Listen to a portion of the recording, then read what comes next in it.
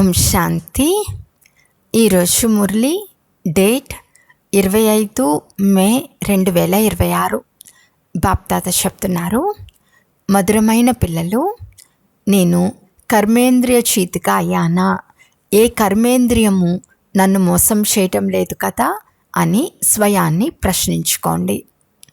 ఈరోజు ప్రశ్న: కర్మాతీతులుగా అయ్యేందుకు పిల్లలైన మీరు స్వయంతో ఏ ప్రతిజ్ఞ చేసుకోవాలి? జవాబు: ఏ కర్మేంద్రియము ఎప్పుడు చంచలం అవ్వరాదు. నేను నా కర్మేంద్రియాలను నా వశంలో ఉంచుకోవలసిందే అని స్వయంతో ప్రతిజ్ఞ చేసుకోండి. బాబా ఇచ్చిన ప్రతి ఆజ్ఞను అమల్లోకి తప్పకుండా తీసుకుని రావాలి. బాబా చెప్తారు, మధురమైన పిల్లలు, కర్మాతీతులుగా అవ్వాలి అంటే ఏ కర్మేంద్రియంతోనూ వికర్మలు చేయకండి. మాయ చాలా శక్తివంతమైనది. కళ్ళు చాలా మోసం చేస్తాయి. కనుక స్వయాన్ని సంభాళన చేసుకోండి. ఓం శాంతి. పిల్లలు ఆత్మాభిమానులుగా అయ్యి కూర్చున్నారా? ఇలా మీరు స్వయాన్ని ప్రశ్నించుకోండి. ప్రతి విషయంలో స్వయాన్ని ప్రశ్నించుకోవాల్సి ఉంటుంది. నేను ఆత్మాభిమానిగా అయి కూర్చున్నానా? తండ్రిని స్మృతి చేస్తున్నానా అని స్వయాన్ని ప్రశ్నించుకోండి అని బాబా యుక్తిని తెలియజేస్తారు. ఎందుకంటే ఇది మీ ఆత్మిక సైన్యం. ఆ సైన్యంలో సదా యువకుల్నే చేర్చుకుంటారు. ఈ సైన్యంలో 14-15 సంవత్సరాల యువకులు కూడా ఉన్నారు. 90 సంవత్సరాల వృద్ధులు కూడా ఉన్నారు. వారే కాక చిన్నపిల్లలు కూడా ఉన్నారు. ఈ సైన్యం మాయపై విజయం పొందేందుకు తయారు చేయబడింది. ప్రతి ఒక్కరూ మాయపై విజయం పొంది బాబా నుండి అనంతమైన ఆస్తిని తీసుకోవాలి. ఎందుకంటే మాయ చాలా కఠినమైనది. మాయ చాలా ప్రబలమైందని స్వయంగా పిల్లలకు కూడా తెలుసు. ప్రతి కర్మేంద్రియం చాలా మోసం చేస్తుంది. మొట్టమొదట అన్నిటికంటే ఎక్కువగా మోసం చేసే కర్మేంద్రియం ఏది? కళ్ళు అన్నిటికన్నా ఎక్కువగా మోసం చేస్తాయి. తన పత్ని ఉన్నప్పటికీ ఎవరైనా అందమైన వారిని చూసినప్పుడు తక్షణము ఆ వైపు ఆకర్షింపబడతాయి. కళ్ళు చాలా మోసం చేస్తాయి. వారిని స్పర్శించాలనే ఆలోచన కలుగుతుంది. మనం బ్రహ్మకుమారి కుమారులము, సోదరి సోదరులము అని సదా బుద్ధిలో ఉంచుకోమని పిల్లలకు అర్థం చేయించడం జరుగుతుంది. ఇందులో మాయ చాలా గుప్తంగా మోసం చేస్తుంది. కనుక పూర్తి రోజులో ఏ కర్మేంద్రియాలు మోసం చేశాయి అని చాట్లో కూడా రాయాలి. ఈ కళ్ళు అన్నిటికన్నా పెద్ద శత్రువు. ఫలానా వారిని చూశాము, మా దృష్టి వెళ్ళింది అని చాట్లో రాయాలి. సూరదాసు ఉదాహరణ కూడా ఉంది కదా. తన కళ్ళును తానే తొలగించుకున్నాడు. స్వయాన్ని పరిశీలన చేసుకుంటే కళ్ళు చాలా మోసం చేస్తాయని తెలుస్తుంది. ఎవరైనా అందంగా ఉన్న వారిని చూసినట్లయితే తమ పత్ని కూడా వదిలి వారికి బలిహారి అవుతారు. ఎవరైనా పాడటంలో చురుకుగా ఉండి బాగా అలంకరించుకుని ఉంటే తక్షణం కళ్ళు చంచలమైపోతాయి. అందుకే ఈ కళ్ళు చాలా మోసం చేస్తాయని బాబా చెప్తారు. భలే సర్వీస్ కూడా చేస్తారు, కానీ కళ్ళు చాలా మోసం చేస్తాయి. ఈ శత్రువుపై పూర్తి గమనం ఉంచాలి. లేకుంటే మనం మన పదవిని భ్రష్టం చేసుకుంటామని తెలుసుకోండి.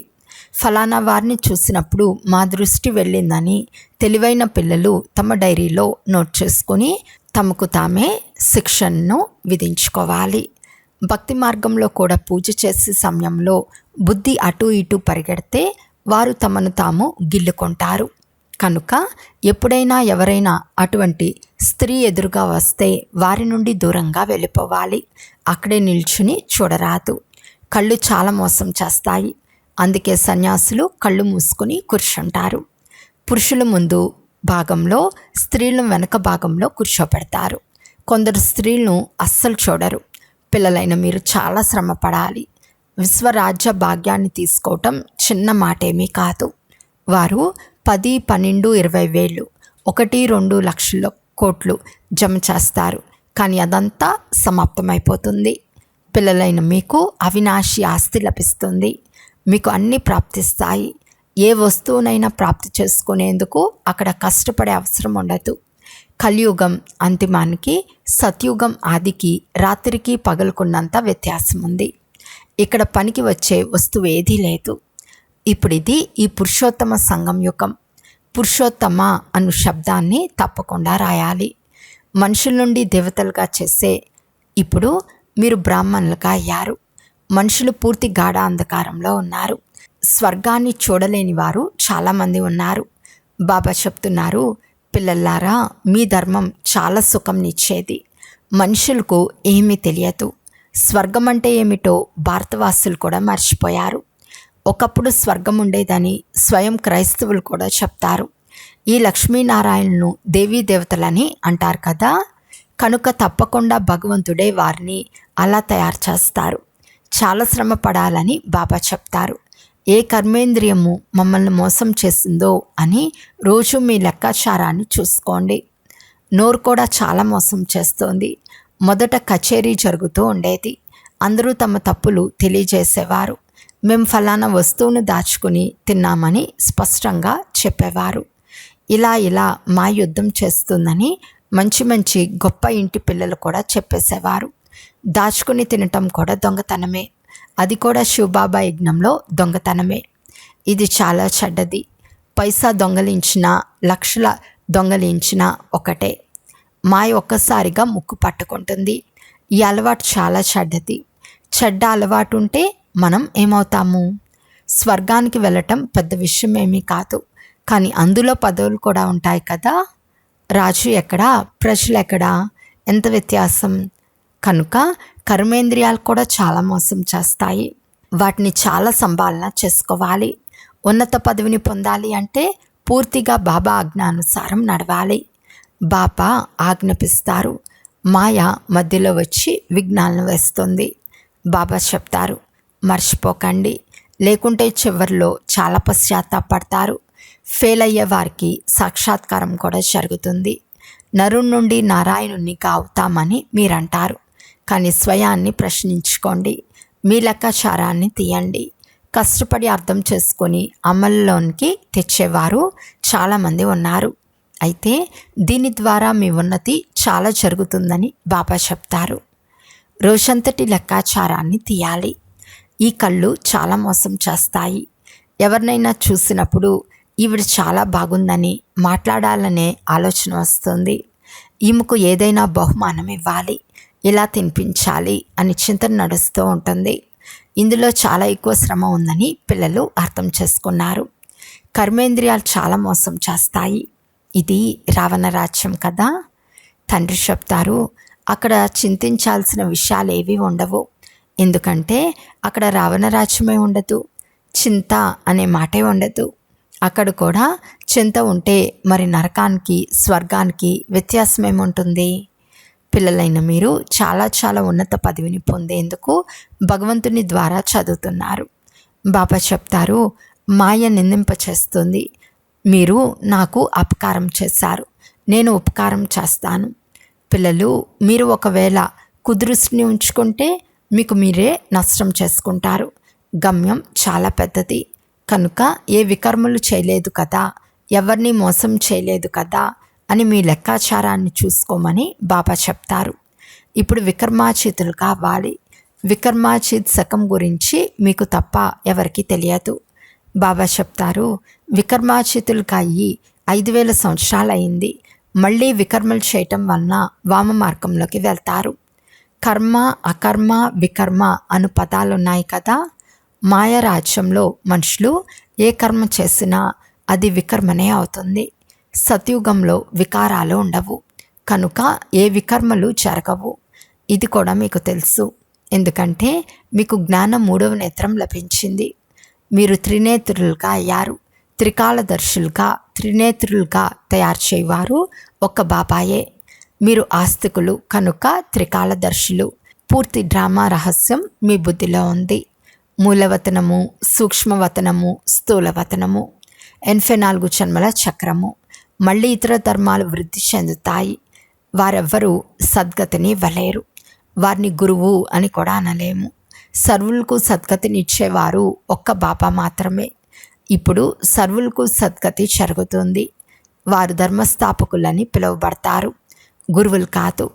ధర్మస్థాపకులు ధర్మస్థాపనకు నిమిత్తమైన వారు. వారు సద్గతిని ఇవ్వరు. వారిని స్మృతి చేయటం వలన ఎలాంటి సద్గతి కలగదు. వికర్మలు వినాశనం అవ్వవు.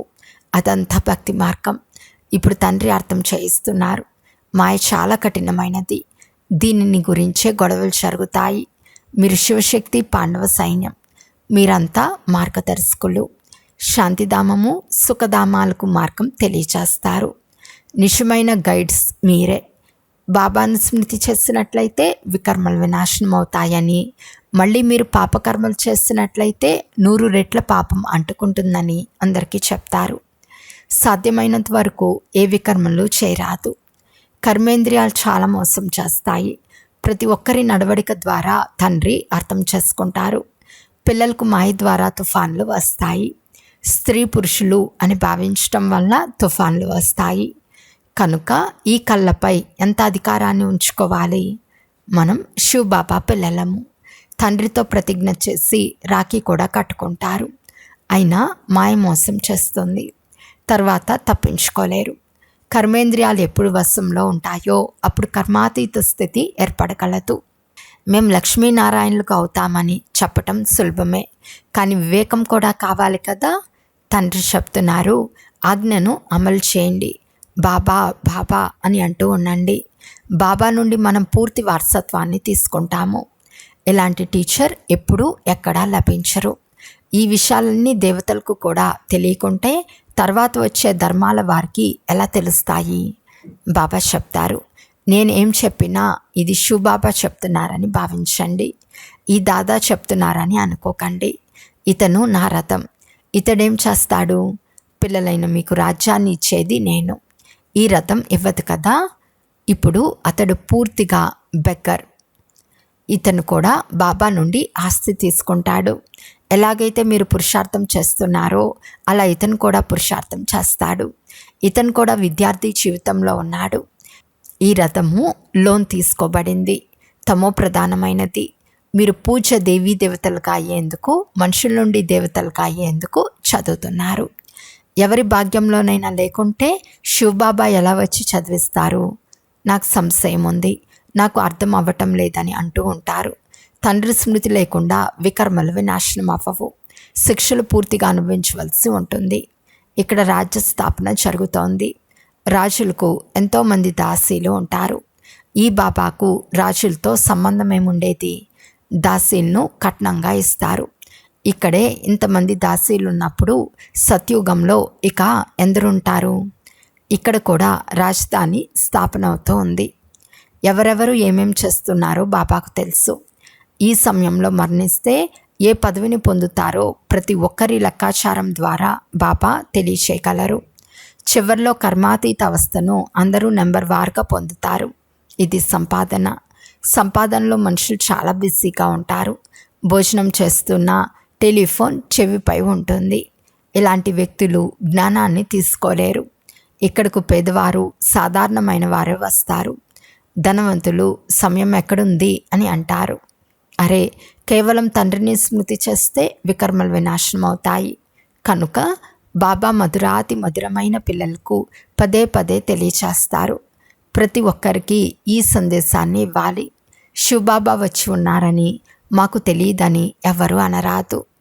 రోజంతా బాబా బాబా అని అంటూ ఉండండి. కొంతమంది పిల్లలు చాలా స్మృతి చేస్తారు. శివబాబా అని అనటంతోనే కొందరి పిల్లలకు ప్రేమతో కన్నీళ్ళు వచ్చేస్తాయి. ఎప్పుడు వెళ్ళి కలుస్తామా అని అనుకుంటారు. చూడకపోయినా వారు తప్పిస్తూ ఉంటారు. కానీ కొందరు చూసినా నమ్మరు. వారు దూరంగా కూర్చుని కన్నీరు కారుస్తూ ఉంటారు. అద్భుతం కదా.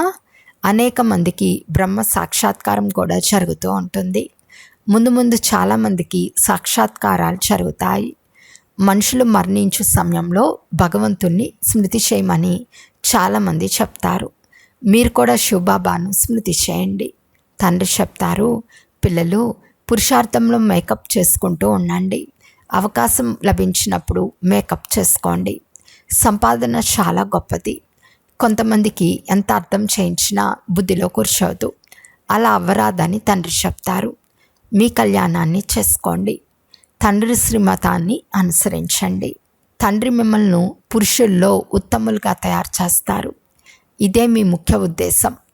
బాబా సర్వీస్ కొరకు చాలా యుక్తులు తెలియచేస్తూ ఉంటారు. అందరికీ సందేశాన్ని ఇవ్వాలి. వీరు అంతా నిజమే చెప్తున్నారని అందరూ అర్థం చేసుకోవాలి. ఈ యుద్ధం ద్వారానే పూర్తి ప్రపంచంలో, ముఖ్యంగా భారతదేశంలో సుఖశాంతులు ఏర్పడతాయి. ఇలాంటి కరపత్రాలను అన్ని భాషల్లో ముద్రించవలసి ఉంటుంది. భారతదేశం ఎంత పెద్దది మాకు తెలియదని ఎవరు చెప్పరాదు. ప్రతి ఒక్కరికి తెలియాలి. అరే, విమానాల నుండి కరపత్రాలను వేశాము, వార్తాపత్రికల్లో వేశాము, మీరు మేల్కోలేదు అని మీరంటారు. ఇది కూడా చూపించబడింది. నచ్చా? మధురాతి మధురమైన అపురూపమైన పిల్లలకు మాతాపిత బాప్దాదాల ప్రియ స్మృతులు మరియు గుడ్ మార్నింగ్. ఆత్మిక పిల్లలకు ఆత్మిక తండ్రి నమస్తే. ఆత్మిక తండ్రికి ఆత్మిక పిల్లల యొక్క ప్రియ స్మృతులు మరియు నమస్తే నమస్తే నమస్తే. ధారణ కొరకు ముఖ్య సారము. ఫస్ట్ పాయింట్, స్వయంలో ఏ చెడు అలవాట్లు ఉన్నాయో వాటిని పరిశీలించి తొలగించుకునేందుకు శ్రమ చేయాలి. మీ సత్యమైన లెక్కాచారాన్ని ఉంచుకోవాలి. తండ్రి ఆదేశానుసారం నడవాలి. సెకండ్ పాయింట్, తండ్రికి చెడ్డ పేరు తెచ్చే కర్మ ఏది చేయరాదు. మీ ఉన్నత గురించి గమనం ఉంచుకోవాలి. కొద్దిగానైనా చెడు దృష్టి ఉండరాదు. ఈరోజు వరదానము. స్థూలము లేక సూక్ష్మంలో ప్రతి ఆజ్ఞను పాలన చేసే సంపూర్ణ ఆజ్ఞాకారి భవ. ఏ పిల్లలైతే సూక్ష్మ ఆజ్ఞను పాలన చేస్తారో వారికే స్థూలమైన ఆజ్ఞను పాలన చేసే శక్తి వస్తుంది. సూక్ష్మము మరియు ముఖ్యమైన ఆజ్ఞ నిరంతరం స్మృతిలో ఉండండి, లేక మనస వాచ కర్మల ద్వారా పవిత్రంగా అవ్వండి. సంకల్పంలో కూడా అపవిత్రత మరియు అశుద్ధత ఉండరాదు. ఒకవేళ సంకల్పంలో కూడా పాత అశుద్ధ సంస్కారం టచ్ చేస్తే సంపూర్ణ వైష్ణవులు లేక సంపూర్ణ పవిత్రులు అని అనరు. అందువలన ఒక్క సంకల్పం కూడా ఆజ్ఞ లేకుండా నడవరాదు. అప్పుడు సంపూర్ణ ఆజ్ఞాకారులు అని అంటారు. స్లోగన్. తండ్రిని తెలుసుకొని హృదయపూర్వకంగా బాబా అని అనటం అన్నిటికంటే గొప్ప విశేషత. అవ్యక్త సూచన. సదా అచల్ అడోల్ ఏకరస స్థితిని అనుభవం చేయండి. ఏకరస స్థితిని తయారు చేసుకునేందుకు కర్మయోగిగా అవ్వండి. కర్మయోగుల ముందుకు ఎలాంటి వారు వచ్చినా వారు స్వయం సదా న్యారా ప్యారాగా ఉంటారు. వీరిది ఈ పాత్ర నడుస్తుందని జ్ఞానం ద్వారా తెలుసుకుంటారు. వారు మంచిని మంచిగా భావించి సాక్షిగా చూస్తారు. చెడ్డవారిని దయాహృదయులుగా అయ్యి దయా దృష్టితో పరివర్తన చేసే శుభభావనతో సాక్షిగా ఉండి చూస్తారు. ఇదే ఏకరస స్థితిని తయారు చేసుకునే సాధనము. అచ్చా. ఓం శాంతి.